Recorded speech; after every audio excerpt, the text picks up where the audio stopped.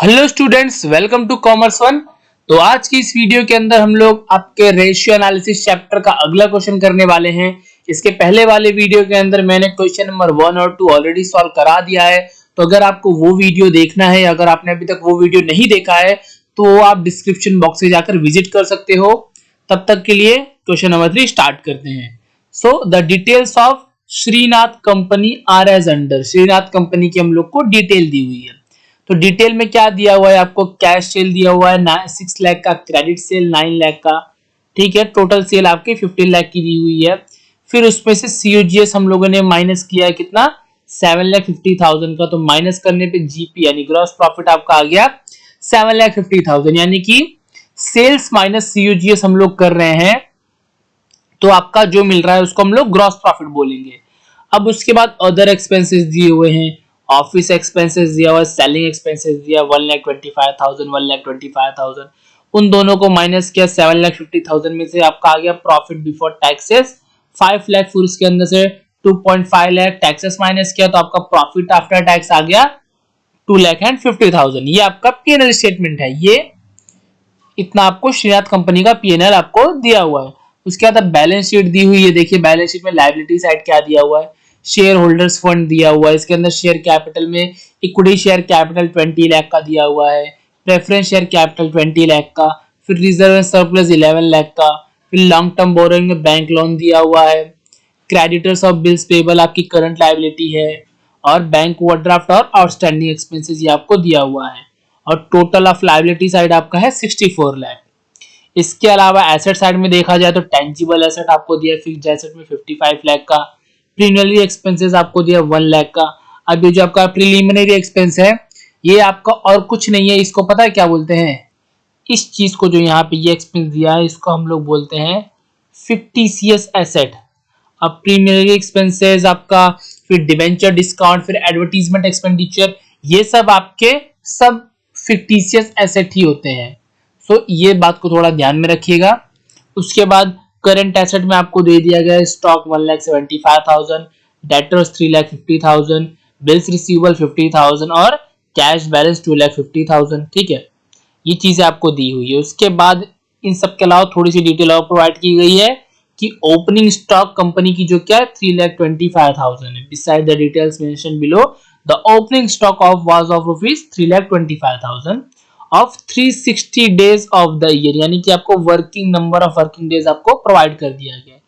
इतनी सारी डिटेल हम लोग को दे दी गई और इतनी सारी डिटेल के बदले में हमसे ये क्या बोल रहे हैं, ये सारी चीजें हमको फाइंड करके दो भाई, ठीक है।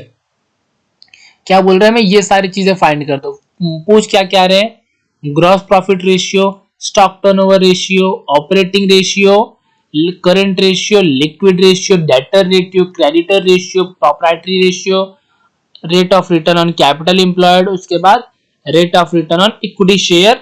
ये आपका यहाँ पे कंफ्यूज मत हुई, आपका इक्विटी शेयर कैपिटल है, ठीक है, इक्विटी शेयर कैपिटल। ये सारी चीजें हम लोग को इनको फाइंड करके देनी है, ठीक है। करते हैं। सबसे पहला आपका ग्रॉस प्रॉफिट रेशियो कौन सा है, सबसे पहले आपका ग्रॉस प्रॉफिट रेशियो। अब ग्रॉस प्रॉफिट रेशियो का फॉर्मूला मैंने आपको टाइप से समझा रहा था, पहला वीडियो मैंने इसके अंदर बताया था कि ये ऑन सेल्स है। ये आपका ग्रॉस प्रॉफिट, जितने भी आपके ऑन सेल्स वाले होते हैं ना, जैसे ग्रॉस प्रॉफिट हो गया, इन सब के नीचे आपका सेल्स ही आता है। तो नीचे सेल्स आता है और ऊपर जो क्वेश्चन में दिया रहता है वो आता है। जैसे उसमें क्या फाइंड करना है, ग्रॉस प्रॉफिट फाइंड करना है, तो ऊपर ग्रॉस प्रॉफिट ही आता है इंटू 100। ये आपकी याद रखने की अगर एक ट्रिक है, अगर आपको याद नहीं हो रहा तो बस एक बार वो आप चार्ट देख लो और ये पीएनएल स्टेटमेंट जो मैंने आपको समझाया है फॉर्मूले के अंदर वो भी देख लो तो आपको याद हो सकता है। तो ठीक है, ये हमको फॉर्मूला पता है। अब ग्रॉस प्रॉफिट सेल्स कुछ मेहनत करने की जरूरत नहीं, सब आपको क्वेश्चन में दिया हुआ है। देखो ये रहा पीएनएल स्टेटमेंट में, देखो ये सीधा सीधा इन लोगों ने लिखा है ग्रॉस प्रॉफिट कितना है 7,50,000। देखो टोटल सेल्स भी हम लोग को दी हुई है कितनी 15 लाख। कुछ नहीं करना है, बस आओ लिख दो, ज्यादा इधर उधर मत घूमो। कितना ग्रॉस प्रॉफिट आपकी कितनी थी 7,50,000 की आपकी ग्रॉस प्रॉफिट थी। आपकी सेल्स कितनी है 15 लाख की आपकी टोटल सेल है इंटू 100। बस इसको आपको सॉल्व करना है। सॉल्व करने के बाद आपका जो आएगा वो आंसर हो गया। अब मैंने इसको मेंशन किस में किया, 100 में मेंशन किया। तो ऑब्वियस सी बात है, अगर मैंने 100 में मेंशन किया तो आंसर हम लोग किस में लिखेंगे, परसेंटेज टर्म में लिखेंगे। तो 7,50,000 डिवाइडेड बाय 15 लाख इंटू 100, आपका आंसर आ जाएगा 50%। हो गया। था कुछ नहीं, बहुत इजी सम। सेकंड करते हैं। आप सेकंड में क्या फाइंड करने बोल रहे हैं, स्टॉक टर्नओवर रेशियो। ठीक है, हमको स्टॉक टर्नओवर रेशियो फाइंड करना है। तो देखिए, स्टॉक टर्नओवर रेशियो। अब स्टॉक टर्नओवर रेशियो का फॉर्मूला आपको पता है क्या होता है, COGS अपॉन एवरेज स्टॉक, ये होता है ना। अब ज्यादा मेहनत इसमें भी नहीं करनी है, बस आपको एवरेज स्टॉक फाइंड करना है। एवरेज स्टॉक, इसका भी फॉर्मूला मैंने आपको बताया है, opening stock plus closing stock divided by 2। देखो, अब इससे पहले ये मैं कर लेता हूं एवरेज स्टॉक। देखिए, ओपनिंग स्टॉक मैंने जस्ट यहां पे आपको बता, देखो ये रहा लिखा रहा, ओपनिंग स्टॉक आपका कितना है, 3,25,000। और ये रहा आपका इन्वेंट्रीज में, करंट एसेट में देखिए ये रहा क्लोजिंग स्टॉक। अब मुझे कैसे पता चला ये क्लोजिंग स्टॉक है, कैसे पता चला, सिंपल सी बात है, जो हमारी बैलेंस शीट बनती है ना, वो आपकी जब फाइनेंशियल ईयर एंड होता है तभी बनता है। तो जो भी डिटेल बैलेंस शीट में आपकी दी हुई होती है ना, वो आपकी क्लोजिंग होती है, यानी वो आपकी 31 मार्च की डिटेल होती है। तो 31 मार्च में मेरा स्टॉक कितना है, 1,75,000 है, और ओपनिंग स्टॉक कितना है, 3,25,000 है। तो ठीक है ना, इतना तो आप कर ही सकते हैं। ये लो, फॉर्मूले पे रख दो, ओपनिंग स्टॉक कितना है, 3,25,000 है, प्लस क्लोजिंग स्टॉक कितना है, 1,75,000 है। दोनों को ऐड कर दो डिवाइड बाय 2, यानी दोनों को अगर हम लोग ऐड कर रहे हैं तो आपका आ रहा है 5 लाख डिवाइडेड बाय 2, आपका एवरेज स्टॉक कितना आ गया, 2,50,000। ये हो गया आपका average stock, sorry average stock. अब सीओजीएस देखो, क्वेश्चन में दिया हुआ है, सीओजीएस के लिए मेहनत नहीं करनी। ये देखो, लेस सीओजीएस, अगर आप क्वेश्चन ध्यान से पढ़ोगे ना, आधी डिटेल तो आपको वही मिल जाएगी। कितना है सीओजीएस, 7.5 लाख रुपए, 7,50,000। ये लो, फॉर्मूले के सामने रख देता हूं, सीओजीएस मेरा क्वेश्चन से मैंने उठाकर लिख लिया 7,50,000, और एवरेज स्टॉक मैंने निकाल लिया 2,50,000। देखो ये नीचे निकाला है, बस कुछ नहीं करो, इसको सॉल्व कर दो। क्या आ जाएगा आपका, बोलो, 3 आंसर आएगा। अब ये स्टॉक टर्नओवर है, तो इसका आंसर हम लोग टाइम्स में लिखेंगे। ये हो गया क्वेश्चन नंबर सेकंड।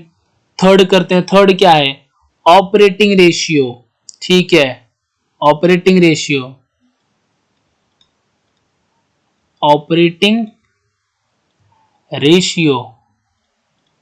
सो ऑपरेटिंग रेशियो का भी कोई बहुत इजी फॉर्मूला है, COGS plus operating expenses upon sales into 100। ये आपका फॉर्मूला है किसका, ऑपरेटिंग रेशियो का। सीओजीएस मैंने जस्ट आपको बता दिया कहां पे है, किस जगह पर है। सीओजीएस हम लोग को पता है कितना है, सेल्स भी आपको पता है, क्वेश्चन में दिया हुआ है, बस ऑपरेटिंग एक्सपेंसेस आपको पता करना है।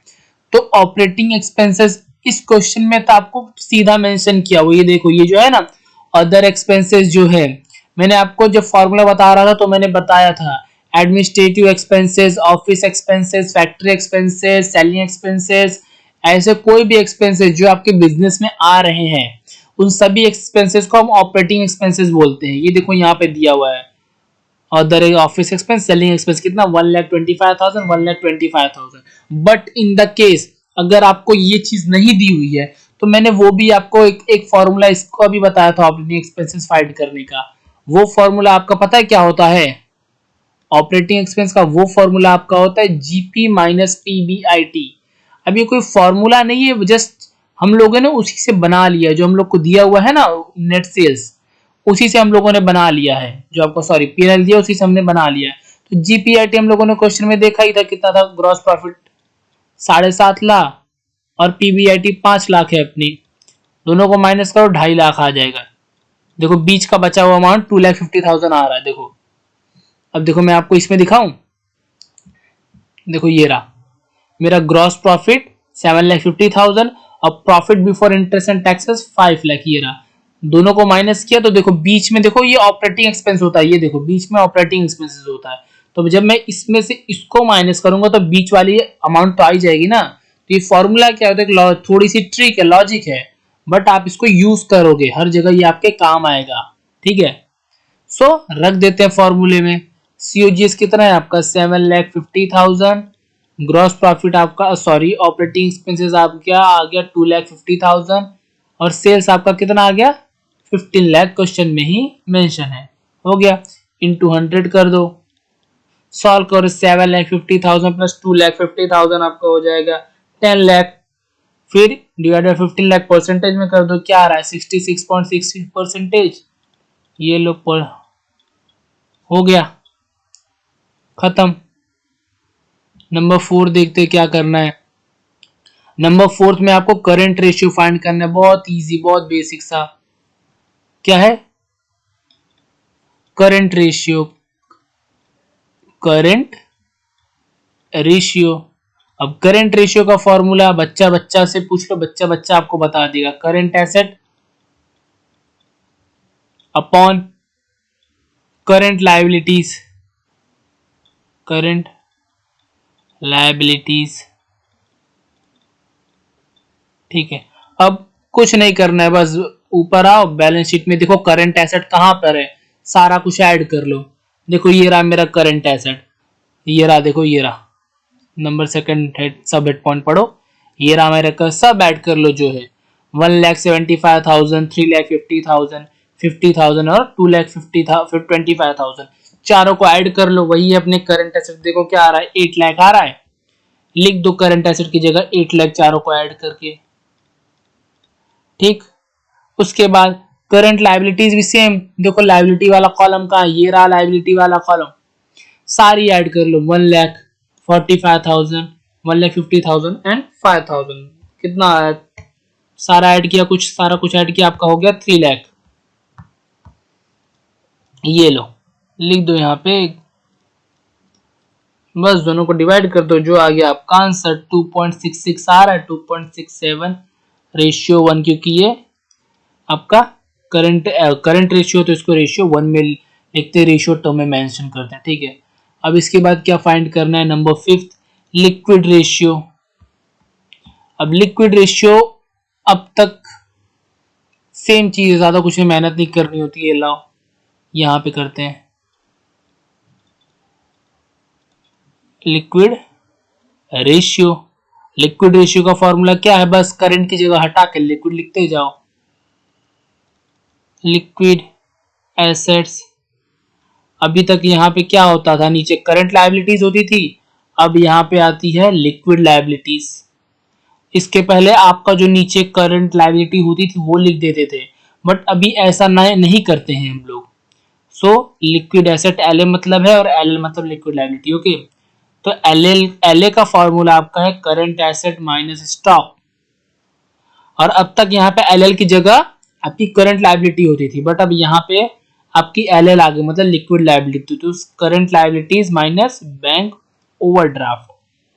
ठीक है, ये करना होता है, तो आपका आता है लिक्विड एसेट और लिक्विड लायबिलिटीज। ठीक है, देखो क्या है, दोनों एक साथ करके आएंगे। ठीक है, देखो ये रही मेरी सारी करंट एसेट है, ये रही 1,75,000, 3,35,000, 3,50,000, 50,000, 2,25,000, टोटल आपका हो गया 8 लाख। 8 लाख में से ये स्टॉक माइनस कर दीजिए 1,75,000, आपका हो गया 6,25,000। अब सेम चीज इसमें भी कर लीजिए, करंट लायबिलिटीज में टोटल ऐड कीजिए 1,45,000, 1,50,000 और 5 लाख, टोटल आपका हो गया 3 लाख। बैंक ओवरड्राफ्ट 1,50,000 माइनस कर दीजिए, आपका आंसर आ जाएगा 1,50,000। ठीक है, यहाँ पे आपका आ जाएगा 8 लाख माइनस 1,75,000, और यहाँ पे आ जाएगा आपका 3 लाख माइनस 1,50,000, तो यहाँ पे आपका हो गया 6,25,000, और यहाँ पे हो गया आपका 1,50,000। ये आपकी आ गई एल ए और एल एल, बस दोनों को रख दो, ये गया, ये इधर गया, हुआ।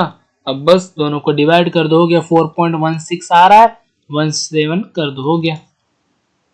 नंबर 6 देखो क्या है।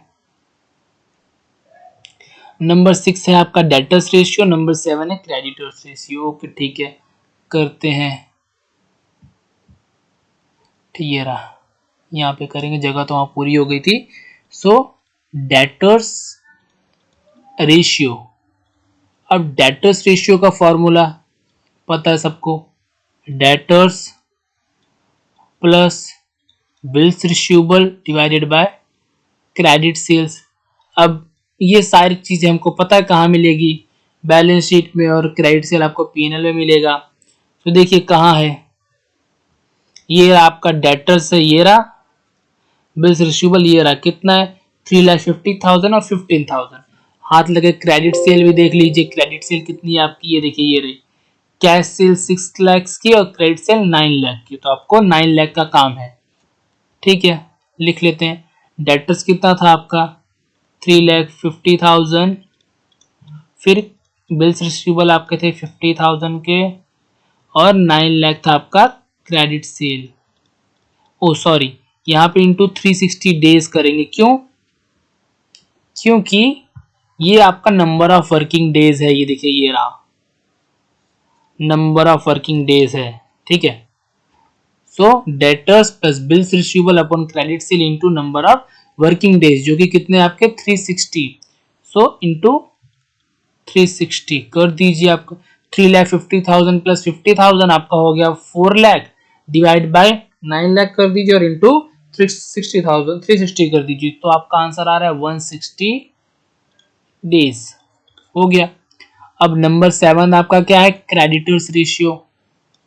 सेम उसी तरह ये भी होता है, बस जहां डेटर है वहां क्रेडिटर कर दीजिए, जहां पर सेल है वहां आप परचेस कर दीजिए, जहां रिसीवेबल है वहां पेबल कर दीजिए, हो गया क्रेडिट परचेस।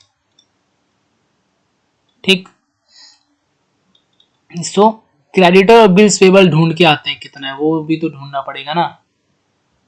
ये रहा आपका क्रेडिटर्स, ये रहा आपका बिल्स पेबल, कितना है 1 लाख और 1,45,000, 1 लाख और ओनली 45,000, तो टोटल आपका हो जाएगा 45,000 प्लस 1 लाख कर दीजिए, ये आ गया आपका 1 लाख, यहाँ पे आ गया आपका 45,000, फिर डिवाइडेड बाय आपका होता है परचेज, और यहाँ पे आ जाएगा इंटू 360 डेज, इंटू 360 वैसे ही रख लेते हैं। अब परचेज तो अपने पास है नहीं, परचेज किधर से निकाले, देखो कहीं दिया हुआ है परचेज, कहीं है वो तो ढूंढ लेना भाई, फालतू की मेहनत क्यों करनी है परचेज के लिए। यहाँ पे कहीं है, नहीं है, इधर भी कहीं परचेज नहीं है, इसमें भी कहीं परचेज नहीं है, अब क्या करे भाई, परचेज ही नहीं है, कुछ तो करना पड़ेगा। अब क्या करे, बस मेरे को तो एक ही चीज समझ आ रही है, देखो यहाँ पे COGS दिया हुआ है, आपको COGS का एक फॉर्मूला बताया था, याद करो। COGS का एक बहुत अच्छा फॉर्मूला होता है, बस अच्छा क्या, एक ही फॉर्मूला होता है उसका, नॉर्मल सा, कहीं नहीं होता तो वो काम में लगा देते हैं सब। सो COGS का आपका फॉर्मूला होता है opening stock plus purchase plus purchasing expense minus closing stock. अब यहाँ पे मुझे ऐसा लगता है हमारे पास ऑलमोस्ट चीजें अवेलेबल हैं। क्वेश्चन में देखो बैलेंस शीट पीएनएल के अंदर हम लोग को COGS ऑलरेडी 7,50,000 दिया हुआ है, ओपनिंग स्टॉक भी हम लोग को क्वेश्चन के अंदर दिया हुआ है, जस्ट इसके ऊपर वाले क्वेश्चन के अंदर मैंने आपको बताया था। परचेज और परचेजिंग एक्सपेंसेस नहीं है क्वेश्चन में, नहीं तो इसको सेम ऐसे छोड़ दो परचेज, फिर माइनस क्लोजिंग स्टॉक भी आपको क्वेश्चन में दिया 1,75,000। बैलेंस शीट के अंदर आप करंट एसेट के अंदर देख लीजिए, पहला ये आपका क्लोजिंग स्टॉक जो कि है 1,75,000। कुछ नहीं करना है अभी, बस सॉल्व करना है, तो इसको सॉल्व कैसे करेंगे, परचेज आपका इस तरफ है, ये इस साइड आ जाएगा, यहाँ पे आपका क्या हो जाएगा 7,50,000 प्लस 1,75,000 माइनस 3,25,000, ओके, बस इतना आप कर लीजिए, आपका आ जाएगा। सॉल्व कीजिए, देखिए कितना आ रहा है आपका। सॉल्व करने पे ये आ गया आपका टोटल 6 लाख। 6 लाख आपका हो गया क्रेडिट परचेज। यहाँ पे लिख दीजिए क्रेडिट परचेज 6 लाख, क्योंकि अपने अपने हम लोग किसी, अब मैं यहाँ पे कोई भी ट्रिक लगा दूं, ये आपका परचेज है, मैं आपको यहाँ पे कोई भी ट्रिक लगा दूं, कुछ भी कर लूं, इतनी क्वेश्चन के अंदर डिटेल नहीं दी हुई है कि मैं यहाँ पे क्रेडिट परचेज फाइंड कर सकूं। तो जैसे ही अगर हम लोग को क्रेडिट परचेज या क्रेडिट सेल ना मिले, तो अगर नॉर्मल सेल और परचेज मिल रहा है तो हम लोग वहां पे वो लिख सकते हैं।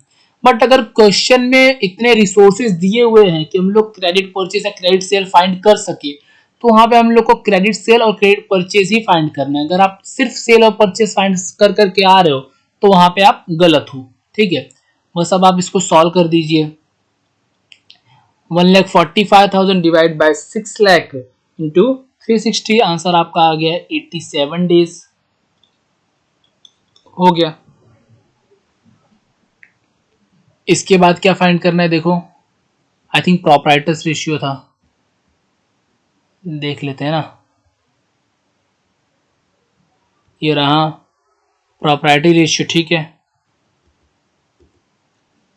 सो प्रॉपर्टी रेशियो का फॉर्मूला क्या होता है, नंबर 8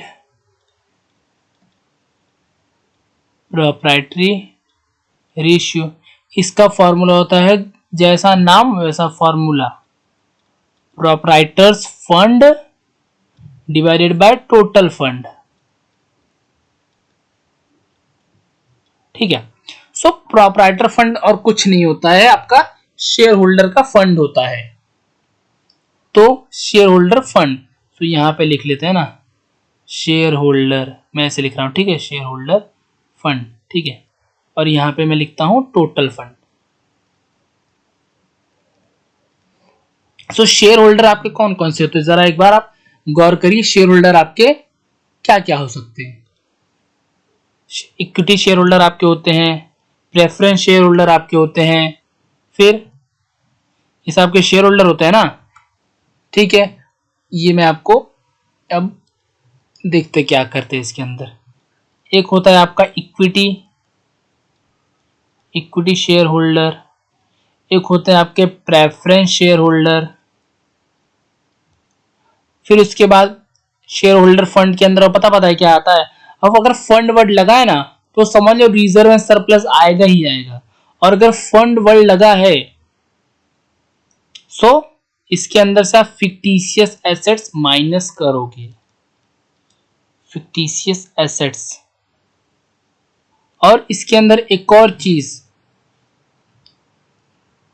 जो आपके क्रिमिनल एक्सपेंसेस, डिबेंचर डिस्काउंट, ये सब आपके फिक्टिशियस एसेट है, तो ये याद रखना। सो बस कुछ नहीं, सारी चीजें यहां पे लिख लो ना। इक्विटी शेयर कितना है, प्रेफरेंस शेयर कितना है, रिजर्व एंड सरप्लस कितना है, बस लिखते जा दो। कितना ये रहा मेरा, equity share 20 lakh, preference share 20 lakh, reserve and surplus 11 lakh. और कुछ है, देखो ये आपका हो गया, ये रहा 1 लाख का आपका फिक्टिशियस एसेट, ठीक है। लिख लेते हैं 20 लाख, वापिस 20 लाख, फिर ये था आपका 10 लाख, हो गया ना 10 लाख, एक और जीरो, फिर यहाँ पे आपका 1 लाख, ये आपका है माइनस में। सॉल्व करिए, क्या आ रहा है, 50 लाख आ रहा है, हो गया आपका, ये मिल गया आपका शेयर होल्डर्स फंड या प्रोप्राइटर फंड, जो भी समझे। अब टोटल फंड के लिए क्या करना है, तो टोटल फंड के लिए आपको कुछ नहीं करना है, जो आपका टोटल ऑफ बैलेंस शीट होता है ना, उसके अंदर से आप माइनस कर दीजिए आपका फिक्टिशियस एसेट। तो टोटल ऑफ फंड मेरा कितना है, 64 लाख है। 64 लाख में से फिक्टिशियस एसेट देखो ये रहा 1 लाख, माइनस कर दीजिए, कितना आ रहा है, 63 लाख आ रहा है। बस हो गया, वही तो है आपका। यहाँ पे लिख लेते प्रोप्राइटर फंड आपका कितना है, 50 लाख है, इंटू 100 है यहाँ पे, सॉरी भूल जाता हूँ इंटू लगाना। 50 लाख है यहाँ पे, डिवाइडेड बाय कितना है, 63 लाख है, इंटू 100 कर दीजिए। देखिए क्या आ रहा है, 73.36%। ये आपका प्रोप्राइटर्स रेशियो का आंसर। ये है वर्किंग नोट्स। अब 9 क्या है? 9 है आपका 9 देखिए क्या क्वेश्चन नंबर 9 क्या है? Rate of return on capital employed और rate of return on equity share capital. ठीक है, न्यू पेज पे करते हैं, दो ही तो क्वेश्चन बचे हैं। Rate of return on capital employed, okay मैं शॉर्ट में लिखता हूं ROCE, return on capital employed. अब इसका फॉर्मूला आपका पता है क्या होता है? सिर्फ ये एक ऐसा कैपिटल एम्प्लॉयड है आपके इन्वेस्टमेंट बेसिस पे, सिर्फ एक यही एक ऐसा है जहां पे आप लोग profit before interest and taxes लगाते हैं, बाकी हर जगह आपका प्रॉफिट आफ्टर टैक्स आता है। फिर नीचे जो क्वेश्चन में दिया तो वही आता है। नीचे क्वेश्चन में मेरे क्या थे? कैपिटल एम्प्लॉयड, तो कैपिटल एम्प्लॉयड इंटू 100, ये आपका फॉर्मूला। अब profit before interest and taxes आपको पता है क्वेश्चन में अवेलेबल है क्योंकि P&L अकाउंट दिया है। देखो ये रहा, कितना है आपका? ये रहा profit before interest and taxes 5 lakh, ये आपका मेंशन है। ठीक है, इसके बाद ये तो चलो ठीक है, ये कोई बड़ी बात नहीं, ये लिख लेते हैं। ये लो, ये मैंने यहाँ पे, ये लो पकड़ो, ये पकड़ा मैंने, ये इधर लिख दिया, कितना? 5 लाख। ठीक है, अब वापिस से मुझे फाइंड करना है यहाँ पे कैपिटल एम्प्लॉयड। कैपिटल एम्प्लॉयड में क्या करेंगे?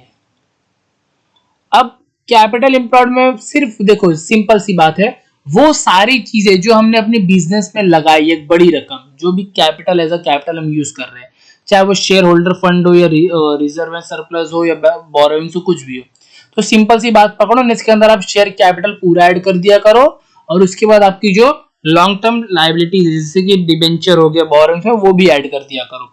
सो इसमें आपका ले लीजिए इक्विटी शेयर आ जाएगा, प्रेफरेंस शेयर आ जाएगा, रिजर्व एंड सरप्लस आ जाएगा, उसके बाद आपका आ जाएगा लॉन्ग टर्म बोरोइंग। इसके अंदर क्या है? कुछ हाँ एक है, आई थिंक बैंक लोन है या डिवेंचर, जो भी है देख लेंगे वो, ये आ जाएगा। फिर माइनस कर देंगे यहां से फिक्टिशियस एसेट। ठीक है, ये करेंगे तो यानी इसके अंदर एक चीज बड़ा है, बैंक लोन एंड डिवेंचर। ठीक है, तो हम लोगों ने अभी ऊपर देखा था आपका इक्विटी शेयर कितना 20 लाख था, लिख दिया। प्रेफरेंस शेयर भी 20 लाख है, रिजर्व सरप्लस आपका 10 लाख था और फिक्टिशियस एसेट आपका 1 लाख था। अब बैंक लोन एंड डिबेंचर अगर दिया होगा तो ठीक है कर देते हैं, नहीं तो छोड़ देंगे। देखिए ये रहा long term borrowing, bank loan दिया कितना 10 लाख का। ठीक है, वो भी कर लेते हैं, यहाँ पे 10 लाख हो गया। बस सॉल्व कर दीजिए, आपका आंसर आ जाएगा 20 20 40 40, उसके बाद 10 50, फिर 51, ओके आपका आ जाएगा 60 लाख। ओके, ये आपका हो गया कैपिटल एम्प्लॉयड। ठीक है,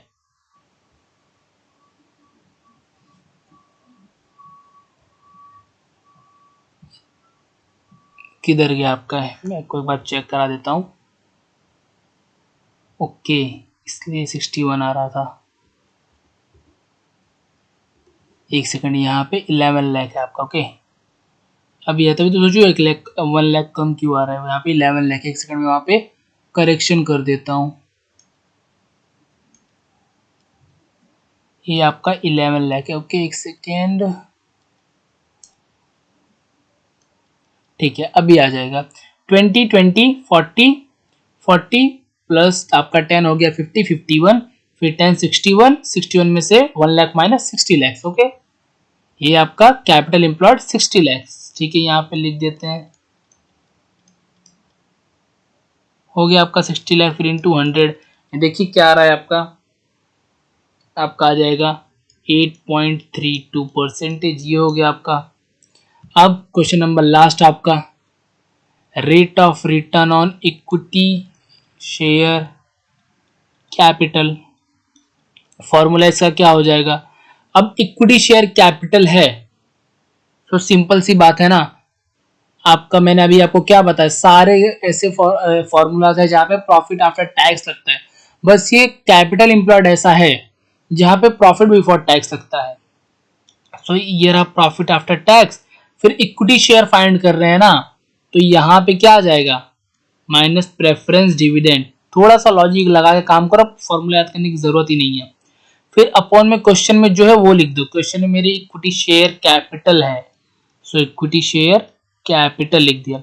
सो प्रॉफिट आफ्टर टैक्स देखो कितना है, प्रॉफिट आफ्टर टैक्स मेरा कितना है, मेरे को तो याद नहीं है, आई थिंक 2.5 लाख था जहां तक मुझे याद है। हाँ ठीक है, ये रहा 2.5 लाख मेरा प्रॉफिट आफ्टर टैक्स है। और प्रेफरेंस शेयर कैपिटल मेरे पास है 20 लाख का, जिसके ऊपर 10% में डिविडेंड देता हूं, ठीक है। और इक्विटी शेयर कैपिटल 20 लाख का, ये पता है, ठीक है।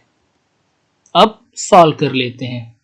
सो प्रॉफिट आफ्टर टैक्स इसका तो कोई मसला ही नहीं है, ऐसे लिख दो ना डायरेक्ट, 2.5 लाख मैंने लिख दिया। अब माइनस प्रेफरेंस डिविडेंड मुझे फाइंड करना है, तो हम लोग के पास टोटल प्रेफरेंस शेयर कितने हैं, 20 लाख के हैं। 20 लाख के टोटल आपके पास प्रेफरेंस शेयर है, उसके ऊपर आप 10% का डिबेंचर देते हो, डिविडेंड देते हो, सॉरी डिविडेंड, तो 20 लाख का 10% कर दीजिए, क्या आ जाएगा, 2 लाख आ जाएगा। यही तो है आपका प्रेफरेंस डिविडेंड, तो यहां पे लिख दो। अपॉन में इक्विटी शेयर कैपिटल क्वेश्चन में दिया हुआ है 20 लाख, वो लिख दो। और फिर इंटू 100 भी है ना, हाँ। सॉल्व कर दो, 50,000 डिवाइडेड बाय 20 लाख इंटू 100, आपका आंसर आ जाएगा, आपका आंसर आ जाएगा 2.5%। ये आपका क्वेश्चन नंबर 3 सॉल्व हो गया। अब नेक्स्ट वीडियो में एक न्यू क्वेश्चन के साथ मिलते हैं, तब तक के लिए good bye and happy learning.